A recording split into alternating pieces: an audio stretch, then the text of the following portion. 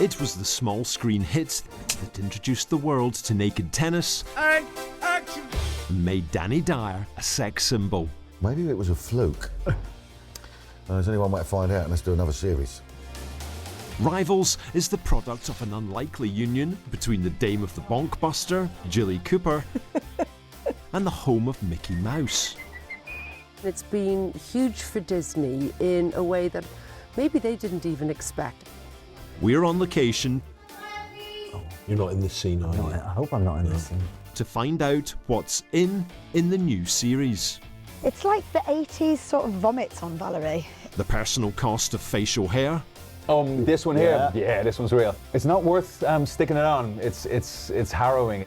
And how cast and crew celebrated the life of the Rivals' much-loved creator. She would constantly say to basically all the men, "You're so sexy." The memories of her are full of joy and full of life and, frankly, full of champagne.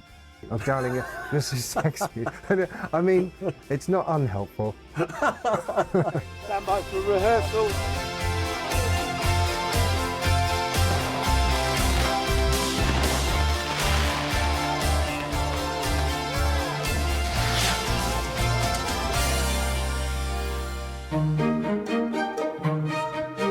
It's a late November afternoon in the Cotswolds, but for the Rivals of Rutshire, it is just the beginning of the working day. We're just about to start a night shoot, so we're going to be here till midnight tonight. We've all got our thermals on. I've got a lot of thermals on, and obviously this amazing ski suit. They've done this big bonfire party where something very explosive happens, not the fireworks or the bonfire. It gets pretty heated. Okay, here we go. It's freezing outside. It's probably the coldest day of the year so far. I'll be running around setting the fireworks off. You got to put them heat pads in your trotters. I've got 2 double one for me toes, long johns, obviously. I had a costume, looked after me and gave me a semi sort of Del Boy sheepskin smother, which is nice. The costume department, they're checking us to make sure we're dressed right and we have the right costume on and our makeup looks all right. All the different departments make our job so easy because once you put the wig on, the makeup on, the costumes on... This is a wig? Yes, this is a wig. Don't look for the join. I'm not looking for your wig join, am I? thought it was hope for me yet. Come on. It's not a great experience in the morning to have a moustache stuck on. It's not like one-piece joke shop stuff. It's almost hair by hair. They stick it on, you have glue on your face. It's not funny. So there's every incentive to grow your own. Absolutely. If you have time, do it. And thankfully I had time. I just want to see me top lip again. I miss it. But you might lose the sex. My grandchildren only know me as a moustached man, and that depresses me slightly. Wait, is this real? Yeah, of course it is. Here we go. Mark it.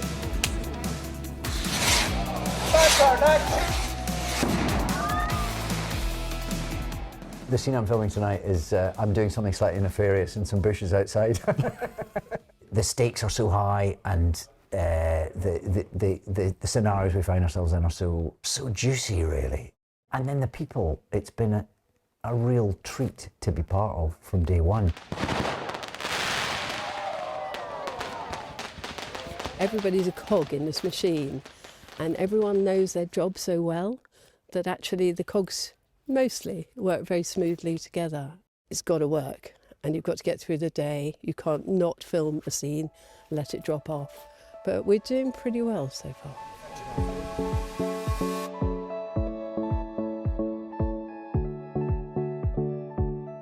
There's playback, so we can see if you want to run in as an actor, sometimes if you're allowed to, and you ask the right people, you can kind of run back and see the scene if that's what you want to do. So sometimes I do. Like VAR for acting. That kind of thing. Yeah, you spot all your mistakes. Can we go again? So let's have sparklers in, not lit. On a day like today, where we have a lot of supporting artists, everybody will have somebody looking after them in makeup and costume. So there are a lot of people on set. Just repeat them now. Raise your hands. Do you have a sparkler?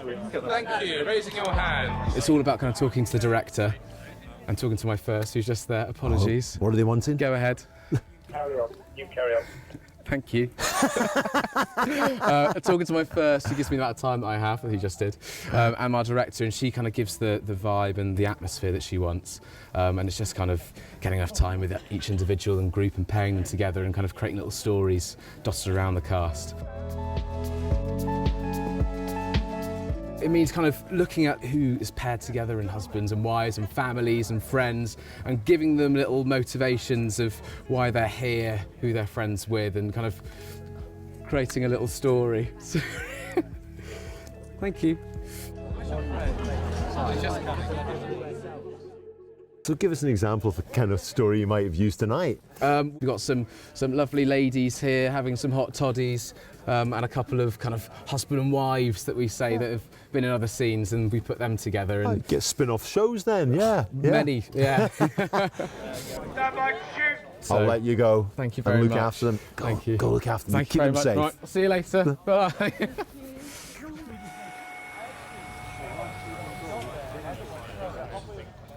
There's a cherry picker behind us, which basically, well, I think everyone knows what a cherry picker now is because of the Louvre heist. But a cherry picker is a big crane with a light on, and then moving it around, trying to get it in the right spot.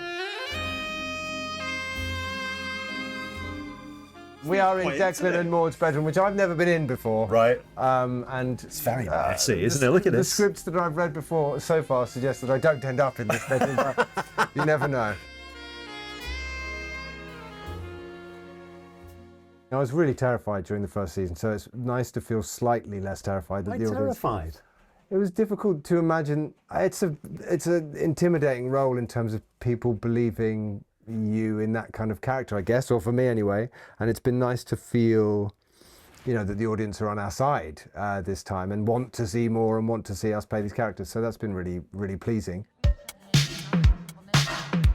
The second series promises to be bigger and brasher, with 12 episodes being shot as opposed to Series 1's 8. And the storyline will pick up just a couple of weeks from where Series 1 left off. Clearly I don't die. There's a bit of recuperation. Spoiler. Yeah, that's a spoiler. But the very fact that I'm here. When we were making Series 1, we were all slightly struggling to know quite what the tone was, how much of it was clearly very dramatic, but also it can be quite comedic at times, and just getting the sort of souffle of that right was something that I think we all struggled with. Well, not struggled with, but we just weren't quite sure where it landed. So now there's a confidence, I think, to Series 2, which gives it a swagger. It feels like a much bigger series. There's so much more happening this year. I mean, we have more episodes, but it does feel like bolder and bigger and more exciting. I would watch this, you know, if I wasn't in it, you know, I'd watch it, you know.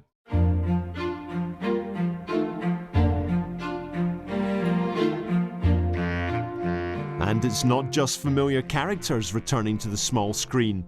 Cast and crew are using the same locations as last time, in Jilly Cooper's heartland, the Cotswolds. This is, for me, it's one of the most iconic locations, houses in the show. So I know that they do tours because I know that Aidan Turner, hilariously, his house for like 5 years when he was doing Poldark was this house.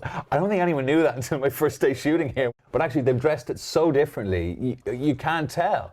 I don't recognise anymore as the place I used to shoot in, which is bizarre. I mean, after the first week, it just felt like somewhere else, somewhere different. There was like a loo, like a shrine of Aidan when we first arrived, and Aidan was like, no. It was just a big picture of my face looking at everyone who entered the bathroom. It was a bit creepy, yeah. So where was Poldark's bedroom?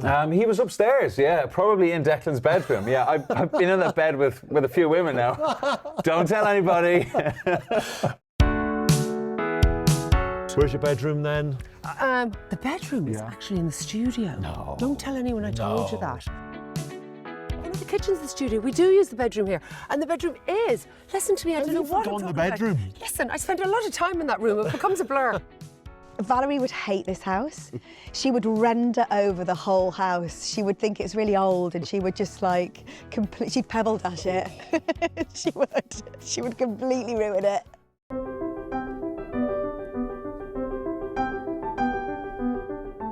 We're in the Priory, the O'Hara's house, and This has become Ventura's office, I suppose. We've turned it into our, because obviously in the last series we won the franchise. So this is where, the magic happens.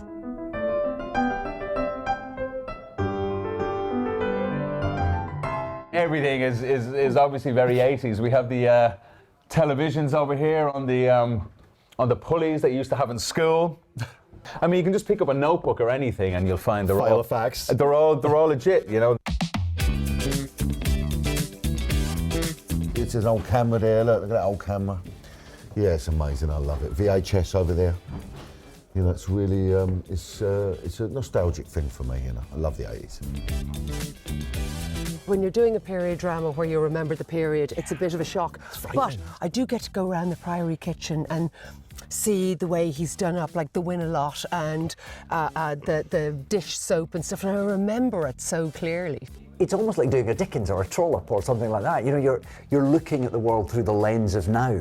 You're looking at a very different time, and there are different social values, and there are different expectations, and gender roles are different, and that gives it an extra texture that I think just brings it to life. Quintessentially English, Series 1 garnered acclaim worldwide, winning an international Emmy for Best Drama. We make a show with kindness behind the screen and love behind the screen, and that shows through.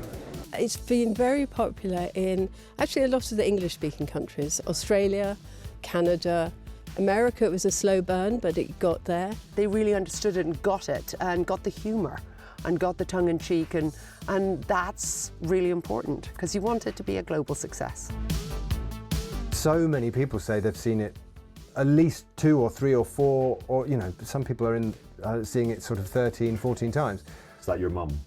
Yes, I mean, I think she might be traumatised for watching it too many times, but she has seen it and she's very proud. What did your mum make of the tennis scene?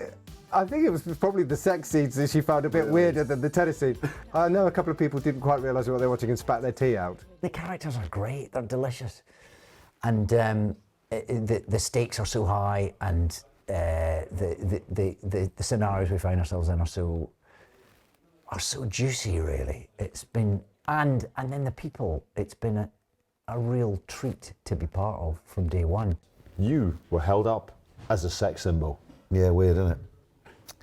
With a moustache and a wig.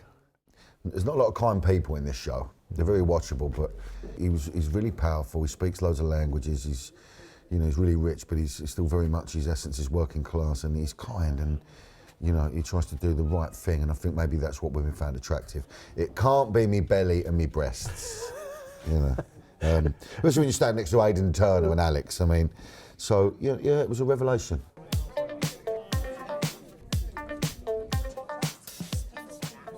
You don't think Disney Jilly Cooper necessarily, You don't, and it's been huge for Disney in a way that maybe they didn't even expect. I mean, they took a big leap of faith doing Jilly's just iconic book.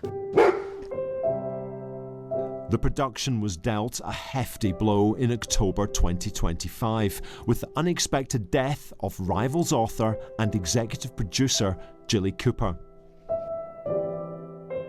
Every year she hosts a garden party, so we'd have. She did. She did, and and as you would expect, there's champagne is flowing, canapes, and that was like 6 weeks before, and she was still so full of life and mischief, and she was so excited about the second series. She was completely across it. She read every single episode, signed it off. Everything had her seal of approval.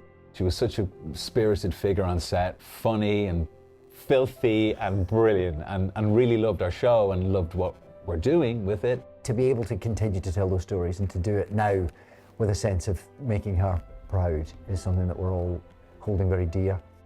I'm just delighted she got a chance to see, the first series and meet us all and be a part of the second series in the capacity that she was, but yeah, she'd be greatly missed. It's that famous quote that Judy says about when you come into heaven, your favourite dog will be running towards you. That's a sort of, not the exact quote, but I just thought it was like perfect.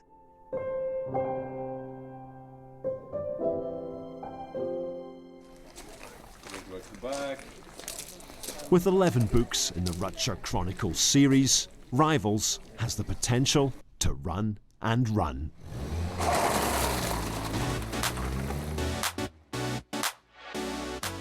But in the books, you get to be well, an that's old right. guy. I mean, that's it. I could be only playing Rupert Campbell Black for the rest of my life. But, yeah. It could be like James Bond, one of these things. Yeah, that, well, yeah. he was known at one point as someone said he was the James Bond of erotica, which I think is. I'll take it. Taggy and Rupert can't die. Right. So we're in it for the long haul. I might be doing this when I'm 80. Me and Rupert will be with our walking sticks in the background to the end of time, yeah. I mean, you can stretch it out for as long as you want, really. Obviously, we're coming to the end of the 80s now, so we're sort of encroaching on the early 90s if we go again. So hopefully this can come off. That would be your dream. I just want my head back. You know what would be good? Disneyland, the Rivals ride. Oh God! Can you imagine? That would be hilarious. What would it look like to you? What would Very we have? unsuitable shape, Yes. I think. Yeah. Yes, and maybe a shower afterwards. Yeah. Thank you very much. Thank you. Very nice to meet you. Thank you. Lovely to meet you. Thank you for having me out in my garden. Yes. Welcome to my garden. The gardening bills must be pretty big as well. Oh, it doesn't do the gardening, darling. Outsourced.